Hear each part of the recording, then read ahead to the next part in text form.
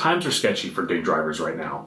I want to talk to you guys about some of the problems that we're facing, such as rising gas prices, low base pay, hidden tips, and unreasonable customers. I want to address some of the solutions that have been proposed on Reddit, Facebook groups, and YouTube, as well as give you guys a couple of ideas of my own. Instacart and Shipt shoppers are facing bare shelves, higher mileage orders, low pay, and they're getting tip baited when they can't find Karen's granola. Not to mention the negative reviews that come with not being able to find every single item in the order. And while I do not make Instacart and Shipt content, this is just as relevant to you guys as it is to the food and rideshare drivers. What's going on, everybody? My name is Zach. I hope you are doing well. If this is your first time checking out my channel, please do hit the like and subscribe button. If you are kind enough to subscribe, let me know in the comment section below. Tell me your name and the market you drive in, and I'll be sure to thank you at the end of my next video. Food and rideshare drivers are being faced with the prospect of putting a huge percentage of their earnings back into the gas tank. That makes it much harder to turn a profit. Not to mention the insane policy changes that put us at risk of deactivation for next to nothing. One of the solutions that's being offered around the internet right now is striking again. This would be in favor of higher base pay and tip transparency. I wanted to give you guys my thoughts on striking. Unlike wages, base pay never seems to go up. It only goes down. If these companies could get away with it, they wouldn't pay us a base pay at all. So I think the unfortunate reality is eventually we're going to see base pay as low as $1 per order. Gas prices have never been higher. I truly don't think that the majority of customers ordering on DoorDash, Uber Eats, or Grubhub are even going to consider tipping us more to help offset our gas prices. This is just one of those things that I don't think most of them are going to think about. Strikes only work when it affects the company's bottom line. So let's talk about if it would affect their bottom line for just a moment. The reality of it is, the vast majority of drivers will have not even heard that there's a strike going on. I would say at least a good 90% of drivers do not watch YouTube or surf Reddit on the subject matter. They will be out driving, confused as hell why it's busy, while they still take a $4 order 6 miles. And then there's the fact that some of us can't afford not to work. I think it's wrong of us to try to force our ideas on other people without knowing their financial situation.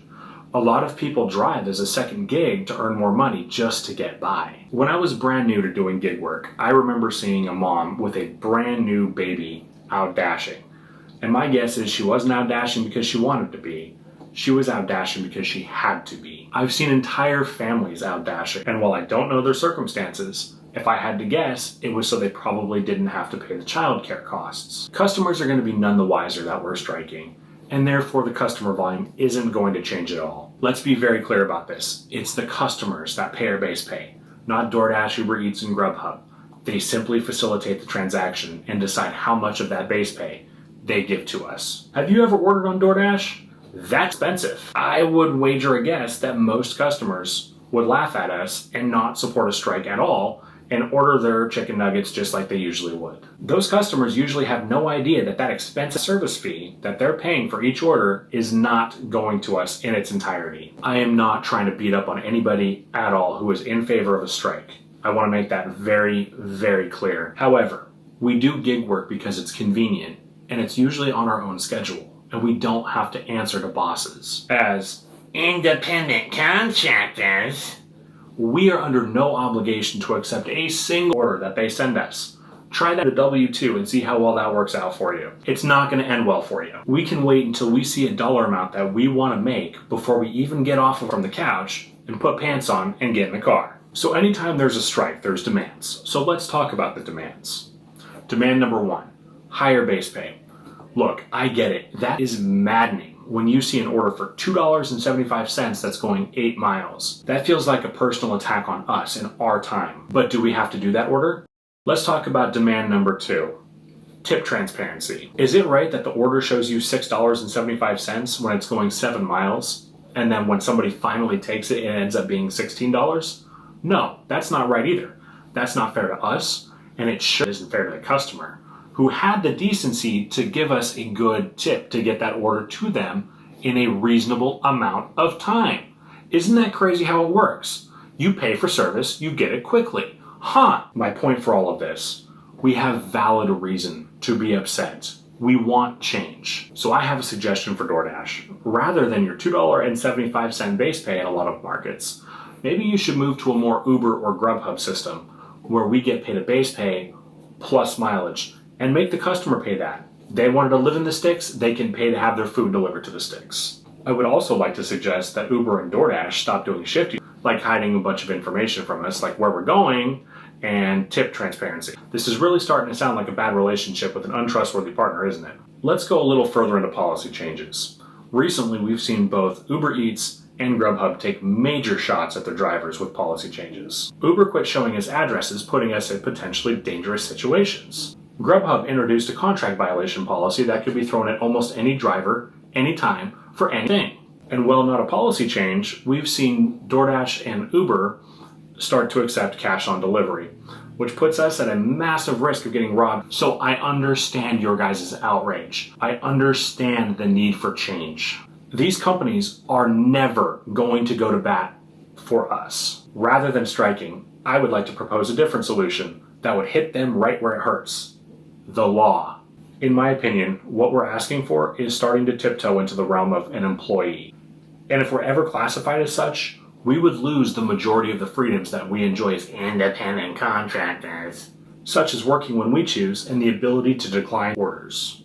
So I started doing some research, and I thought to myself, well, why can't we just form a union? Well, unfortunately, there is a legal hurdle because of one word that the companies use to classify us. Can you guess what that word is? Contractor.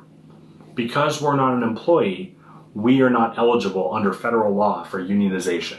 Under the National Labor Relations Act, only employees are permitted to form unions. That legal hurdle may be insurmountable for us without action. We cannot form a union until we're reclassified as something other than independent contractors. So here is my proposal. Rather than going on strike, something that has great intent, but something that realistically probably wouldn't make a dent in the company's bottom line, I suggest that we start going to government websites, finding our representatives' names and phone numbers, choosing a day that we all decide to call them. Say it's like June 11th. Every gig driver in the country calls their representatives on June 11th and tells them exactly what the problems are, how these companies are stepping out of line and using us. I've contacted my representatives in the past for unrelated issues, and you would be shocked at how quick I saw a resolution. If one person calls a representative, it's probably not going to make much difference. But I guarantee you, if 10,000 of us did it in one day, they'd probably take notes. As for the Instacart and Shipt people, look, we know that you cannot control what's in stock and what's out of stock at the store, and it is unacceptable that they're able to tip bait you and give reviews because the store just didn't have what they wanted. All the customer sees is that a quarter of their order is missing. In the description below, I've written a prompt that you can copy and send to your customers that'll explain what's going on in the grocery stores today, and it will help point them in the right direction because it is frustrating when they're missing a quarter of their order. So just read through that and see if you like it. But I wrote that myself, and this is coming from years of doing jobs where I've dealt with angry people and I've turned them into happy people. Oftentimes, the most unreasonable people can end up being your biggest fans if you approach it correctly. Okay, let's talk about gas savings. This is going to be the big point of the video, right? Gas is crazy. Let's talk about how to save money on gas. Most gas stations will have some sort of a fuel reward program that can range anywhere from a cent off per gallon to 5 cents off a gallon. An example of this would be Shell Fuel Rewards. It may be worth checking that out. If you have a Costco in your area, they tend to be the cheapest gas stations around. If you drive for Uber Eats and you've never had a Costco membership before, and that's important. If you've never had a Costco membership before, if you reach Diamond for 1 month, you can get a free Costco membership. Grocery stores that are tied to gas stations typically have additional savings, such as Safeway or Kroger. If you have a reservation near you with a gas station, it might be worth your time to go and cruise by and see how much they're charging for gas. Reservations aren't paying the same amount of tax that the gas station down the street is. I know you want to support your favorite sports team or wave the American flag on your car, but it's increasing the drag on your car along with the rack on top of the roof. Consider taking those things off your vehicle and you'll increase your gas mileage ever so slightly. Consider rolling your windows down when you're not on the freeway rather than using the AC. You'll burn less gas. Don't fill up near freeways. They tend to be the most expensive gas stations around. Make sure your tires are properly inflated. If you don't know how to check this yourself, take it to a tire shop. Most places will check this for you for free. Don't fill up. Put half a tank of gas in your car. It burns gas to carry additional weight. The more gas, the more weight, the more fuel burn. This is the exact same reason that airplanes only carry the amount of fuel that they need to get from point A to point B, plus 30 minutes. All right, guys, that's gonna wrap up the video. Let me know in the comment section below if you agree or disagree. And let me know if you would be on board with contacting our representatives on a specific date. We just can't seem to catch a break, guys. First COVID, and now the gas prices are through the roof. Things are gonna get better. Unfortunately, 2022 is not off to a great start, but we will survive. A massive thank you to Jordan from Hoover, Alabama. Christine from South Central Florida, thank you so much, I appreciate you. Vivian Thompson from Virginia, thank you. Roadmaster from Dallas, Texas, thank you so much for subscribing.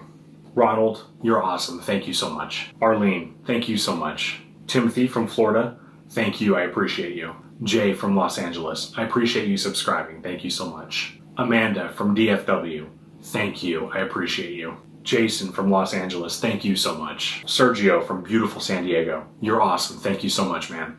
Carmen from Minnesota, thank you, I appreciate you. Grady's mom from upstate New York, I appreciate you. If you haven't done so yet, please do hit the like and subscribe button. If you are kind enough to subscribe, let me know in the comment section below. Tell me your name and the market you drive in, and I'll be sure to thank you at the end of my next video. My name is Zach. Take care. Now let's talk Uber. I'm kind of going off on a tirade here, but I feel like this is a good time to work this in. Uber, I've been looking at the wrong... What do you mean by that? I've been looking that way when I need to be looking that way. Oh. Screw it. Okay. Filming a video, buddy. Okay, go ahead. Is everything okay?